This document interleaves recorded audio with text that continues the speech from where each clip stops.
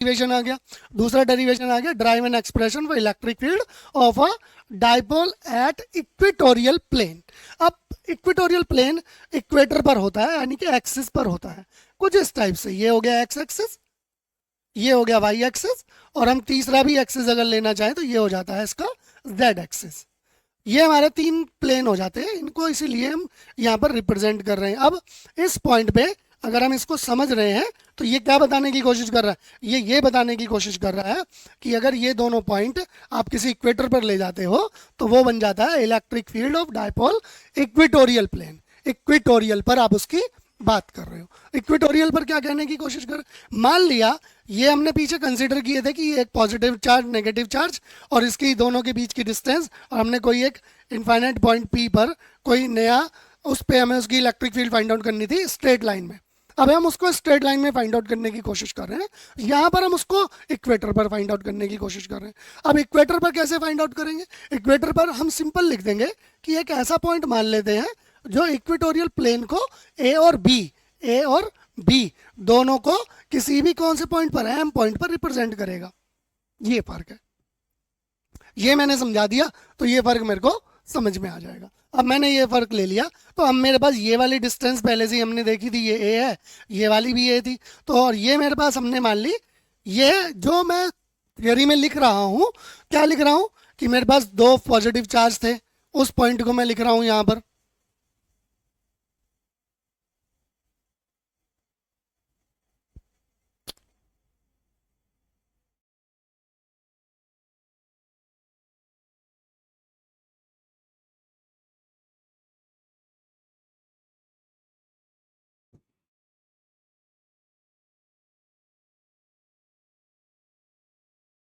कोई बात,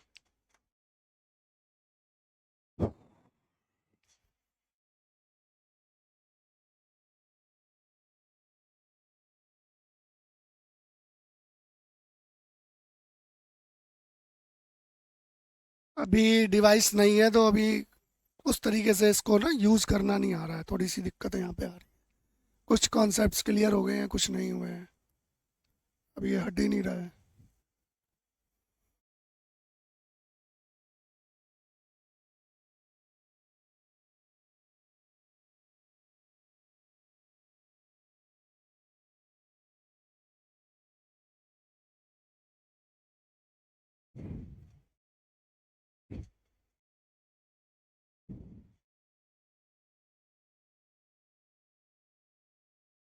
चलो जी, आ गया, ये भी हटाना हमें। अब हम इसको यूज़ कर पाएंगे। पैनल है तो इसलिए इन सब में अलग अलग पैनल है, इसमें सबके फीचर अलग होते हैं। तो हम इलेक्ट्रिक डाइपोल की, इसकी भी इक्वेटोरियल प्लेन की बात कर रहे थे। एक्सियल में और उसमें क्या फ़र्क आएगा, इसमें ये फ़र्क आएगा कि हमने उस पॉइंट को एम पॉइंट पर कंसिडर कर लिया और यहाँ से हमने एक डाइपोल निकाल लिया जो कि पॉजिटिव क्यू और नेगेटिव क्यू दोनों के बीच की सेपरेशन डिस्टेंस थी हमारे पास 2a। अब इस पॉइंट को हम जब कंसिडर कर रहे हैं तो ये हमारे पास ये आर है, ये ए है, तो हम सबसे पहले रिजल्टेंट वैल्यू निकाल लेंगे और ये हो जाएगा √r² plus by the Pythagoras. Pythagoras theorem कहती है base square plus perpendicular square. तो ये हमने वाली वैल्यू निकाल ली, इससे मुझे यहाँ की पॉजिटिव वैल्यू पता चली। अब मैं सेम जो हमने एक्सियल में किया था, एक्सियल में भी क्या निकाला था, रिजल्टेंट कैसे निकाला था, E is two E positive, आपको याद होगा। फिर यहाँ पर माइनस लग गया था, डायरेक्शन गलत, ऑपोजिट, गलत इन द सेंस ऑपोजिट होने की वजह से। तो ये हमारे पास ये रिजल्ट था किसमें, एक्सियल के अंदर। एक्सियल में जब ये चीज़ थी, सेम चीज़ हमने इक्वेटोरियल पर लगाई है, positive negative, but cos theta का फर्क आया। कॉस थीटा डायरेक्शन की वजह से, हमेशा जो भी डायरेक्शन रहेगी वो ऐसे स्ट्रेट लाइन में साइन थीटा में रहेगी, परपेंडिकुलर हमेशा कॉस थीटा रहता है। ये आपको हमेशा ध्यान रखना है। तो ये किसी भी पोजीशन में जा सकता है, चार्ज चाहे चाहे मोशन हो, इलेक्ट्रिक करंट हो, इलेक्ट्रिक फील्ड हो, डायरेक्शन हमेशा साइन के लिए स्ट्रेट लाइन और हमेशा परपेंडिकुलर के लिए कॉस रहेगी। तो हम यहाँ पर जो पॉइंट निकाल रहे हैं, हमारा इलेक्ट्रिक पॉइंट जो निकलेगा, इलेक्ट्रिक फील्ड, वो इस डायरेक्शन पर निकलने की बात चल रही है कि भैया आप यहाँ पे फाइंड आउट करोगे। तो ये परपेंडिकुलर पॉइंट हो गया।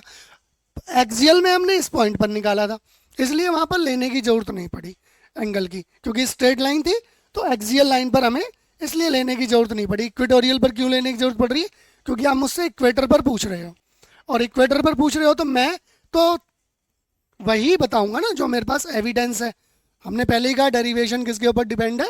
आपके एविडेंस, थियोरी एविडेंस, और जो आप मुझे कॉन्सेप्ट दे रहे हो। तो आपने मुझे जो कॉन्सेप्ट दिया कि भाई आपने मुझे दो चार्जेस दिए, एक मेरे को इक्वेटर दे दिया, तो मैं तो इक्वेटर पर ही निकालूंगा ना, मुझे तो उतना ही पता है। मैंने रटा तो है नहीं, मैं तो उसको सामने सामने देख रहा हूँ, और जो जो चीज़ें मेरे सामने आती जा रही हैं उनसे मैं उन्हें सॉल्व कर रहा हूँ। तो मुझे ये वाली वैल्यू पता करनी है। यहाँ पे दो तरीके के, यानी कि एक नेगेटिव चार्जेस इधर की तरफ लग रहा है और एक पॉजिटिव पर, तो इलेक्ट्रिक फील्ड अपोजिट में हो गया, यानी कि पॉजिटिव इधर है चार्ज तो नेगेटिव इलेक्ट्रिक फील्ड इधर, और नेगेटिव इलेक्ट्रिक फील्ड इधर है तो पॉजिटिव इलेक्ट्रिक फील्ड, चार्ज इधर है पॉजिटिव तो इलेक्ट्रिक फील्ड इधर हो जाएगा, अपोजिट होता है, फोर्स भी इलेक्ट्रिक फील्ड भी। अब यहाँ पर हमारे पास बात आती है बच्चों कि इस पॉइंट को कंसीडर करने के लिए अब हमने क्या काम किया, हमने देख लिया ये पॉइंट निकल गया, दोनों का हमने रिजल्टेंट निकाला, ई प्लस कॉस थीटा और plus E minus cos theta आ गया। अब हमें दोनों की वैल्यू देखनी है, क्योंकि हमारा ई पॉजिटिव और ई नेगेटिव दोनों इक्वल हैं। क्यों? क्योंकि अब हमें इनसे तो कोई लेना देना है नहीं, ये तो सपोर्टिव है, हमारे बेस है, हम तो यहाँ पर आ गए। दोनों की बस डायरेक्शन अलग अलग है, ये इधर की तरफ ट्रीटमेंट दे रहा है, ये इधर की तरफ ट्रीटमेंट दे रहा है, यानी कि डायरेक्शन अलग अलग है। इन डायरेक्शन के बेस पर हमने कहा कि इलेक्ट्रिक फील्ड चाहे पॉजिटिव पे निकालो चार्ज पर, चाहे नेगेटिव पे निकालो चार्ज पर, तो अब रिजल्ट दोनों के लिए सेम हो जाता है। दोनों का सेम क्या हो जाएगा? फॉर्मूला सेम, पहले की तरह फिर रिपीट कर देते हैं जो एक्सियल में हमने किया था, E इज इक्वल टू के क्यू अपॉन आर स्क्वायर। ये मेन फॉर्मूला रहेगा इलेक्ट्रिक फील्ड के लिए, जनरल फॉर्मूला है, एक्सियल में भी लगेगा, इक्वेटोरियल में भी लगेगा, इवन टॉर्क निकालेंगे उसमें भी लगेगा। टॉर्क एक फोर्स होता है, वो आगे डिस्कस करेंगे। अब हमने ये वाला पॉइंट निकाल लिया। अब हम कर क्या रहे हैं? बेसिक हमारे पास ये था, हमारे पास एक्सियल का बेसिक ये था, हमने कोई चेंजेस नहीं किए, इक्वेटोरियल आ गया, हमें कोई भी फर्क नहीं पड़ा क्योंकि हमने कोई चीज़ रटी ही नहीं है। और जब हमने रटी नहीं है तो हमारे पास क्या है? हमारे पास दोनों की वैल्यू ऐड हो गई, यानी कि मैंने इसको पॉजिटिव मान लिया तो एक ये भी पॉजिटिव हो गया प्लस और ये भी पॉजिटिव हो गया, क्योंकि दोनों को मैंने पॉजिटिव माना। तो एक ये और एक ये दोनों मिला करके अब कितने हो गए? 2। और यहां पर 2 और इसकी पूरे की वैल्यू अभी हमने निकाली थी, ई पॉजिटिव की वैल्यू अभी हमने निकाली है। ई पॉजिटिव की वैल्यू कितनी आएगी? वो आएगी के, ये रहा के, फिर आएगा क्यू, ये रहा क्यू, फिर आएगा आर स्क्वायर, आर स्क्वायर ये रहा, ये टोटल रिजल्टेंट वैल्यू है। तो ये आर स्क्वायर की तरह ट्रीट कर रहा है, डिस्टेंस है, अंडर रूट में है तो हमने बस इसका स्क्वायर हटा दिया, तो ये सेम का सेम उठा और एज इट इज डिस्टेंस की जगह रिप्लेस हो गया। अब हमें किसकी वैल्यू चाहिए? ओनली ऑन कॉस थीटा की वैल्यू चाहिए। हम कुछ भी नहीं रट रहे, हमें ना कुछ ऐसा करना है कि जो हमें बाद में याद ही ना आए, समझ ही ना आए, हमारी मसल्स काम ही ना कर पाए, तो हमें ऐसा कुछ करना ही नहीं है। तो हमें क्या करना है? हमें काम करना है उस वैल्यू पर जो वैल्यू हमारे पास है। अब हम निकालेंगे कॉस थीटा, क्योंकि कॉस थीटा तो है ही नहीं हमारे पास। कॉस थीटा का फॉर्मूला क्लास 10th में ही आपने पढ़ा था, क्या? बेस अपॉन में हाइपोटेन्यूज। अब आते हैं यहाँ पर बेस कितना है, आप इस वाले पॉइंट की बात कर रहे हैं तो इसमें बेस है ए, तो बेस हो गया हमारे पास ए, और हाइपोटेन्यूज क्या हो गया?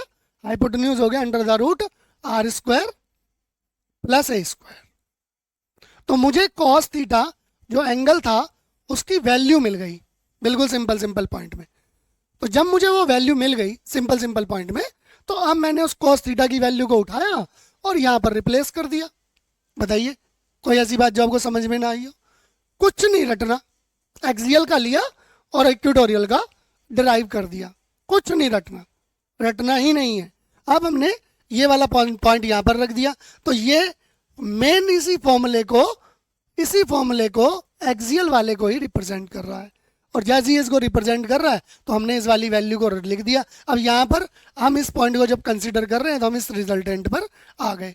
अब मैं इसको कर देता हूँ इरेज। आपको कॉस थीटा समझ में आ गया होगा, स्क्रीनशॉट लेना चाहो तो ले सकते हो। अब हमने जैसे ये सब कुछ हटाया तो अब हमें थोड़ी सी और चीज़ें, यहाँ तक हमारा डेरिवेशन कंप्लीट हो गया। अब हम इसको बस सिंप्लीफाई करेंगे कि डेरिवेशन को थोड़ा सा सिंप्लीफाई कर दे, ताकि जो एग्जामिनर हमें मार्क्स देंगे उनको चीज़ें ऐसा ना लगे कि इसको बच्चे को आता नहीं है कुछ। हमें वो चीज़ भी देनी है। हमने खाना तो बना लिया, अब हमें उसे थाली में सजा के अच्छे से रिप्रेजेंट भी करके देना है ताकि वो देखने में अच्छा लगे। हमने वो पॉइंट ले लिया। अब यहाँ पर ये पावर कितनी है, ये 1 पावर है। इसको हमें, ये 1/2 पावर है, क्योंकि रूट में है तो इसका मतलब होता है r² + a²। रूट का मतलब ही होता है 1/2, और ये 1 पावर पहले से ही है, तो ये 1 और ये हाफ, दोनों क्योंकि बीच में मल्टीप्लाई है तो पावर ऐड हो जाती है।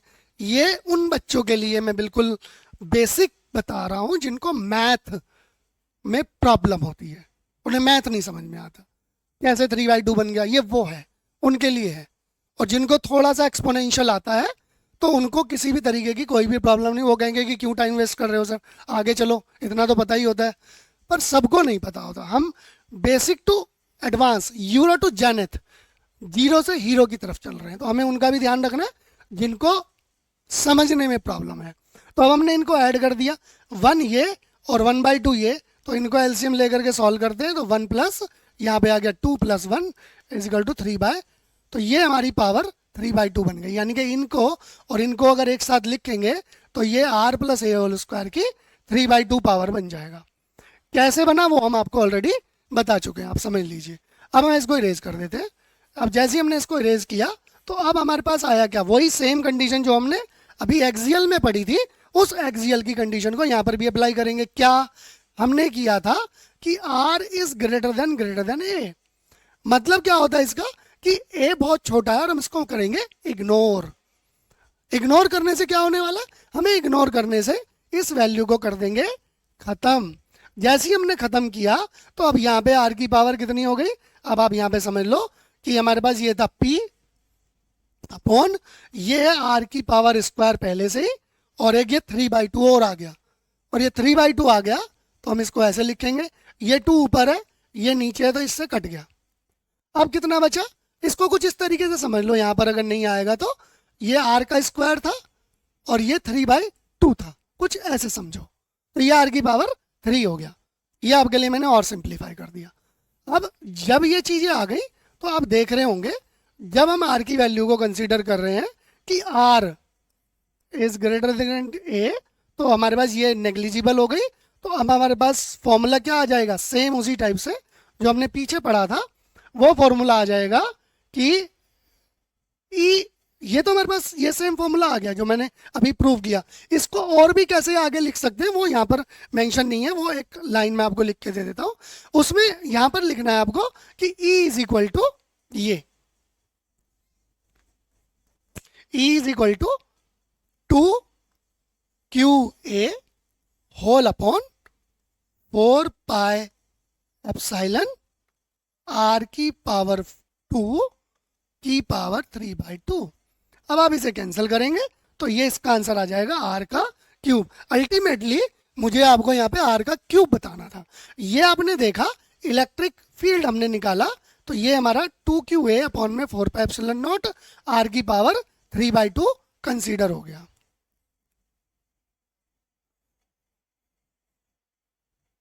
तो ये हमने इसको किस पे निकाला, इक्वेटोरियल पर निकाला। एक्सियल पर सिंगल आता है, इक्वेटोरियल पर डबल हो जाता है, बस ये फर्क होता है। यानी कि इलेक्ट्रिक फील्ड अगर एक पॉइंट पर ले रहे हैं तो यहाँ पर सीधा सीधा यहाँ पे P है, अभी हम जो एक्सियल करके आए थे वहां पर 2P आया था, 2P अपॉन में 4 पाई एप्सिलॉन r क्यूब। ये किस पे आया था, ये आया था एक्सियल पर। पीछे आप जाके डेरिवेशन चेक कीजिएगा, यहां पर क्या आया है, यहां पर आया है इक्वेटोरियल पर हमारे पास P, ये नेट वेक्टर फॉर्म में। तो इलेक्ट्रिक ये यहाँ पे एक्सियल के लिए लिखा हुआ है नेट, तो ये हमारे पास रिजल्ट आ गया। तो दोनों को हमने सिंप्लीफाई किया, दोनों की वैल्यू निकल करके आई, तो दोनों में जो फर्क है E एक्सियल पर और E इक्वेटोरियल पर सिर्फ 2 का फर्क है। तो हम ये कह सकते हैं कि जो एक्सियल है वो 2 इंटू इक्विटोरियल है।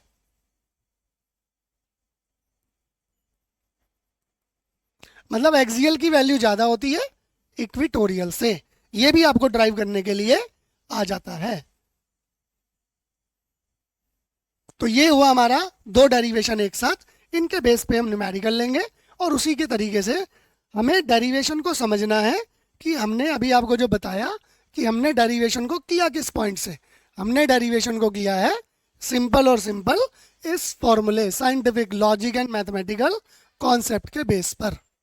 लॉजिक मैथमेटिकल कॉन्सेप्ट जो कि एक साइंटिफिक रिलेशनशिप शो करता है। तो डेरिवेशन और एक्सप्रेशन दोनों एक दूसरे के रिलेट करते हैं और जो आपको मैथमेटिकल एक्सप्रेशन बनाने में हेल्प करते हैं। ये वो चीज़ हो गई आपको।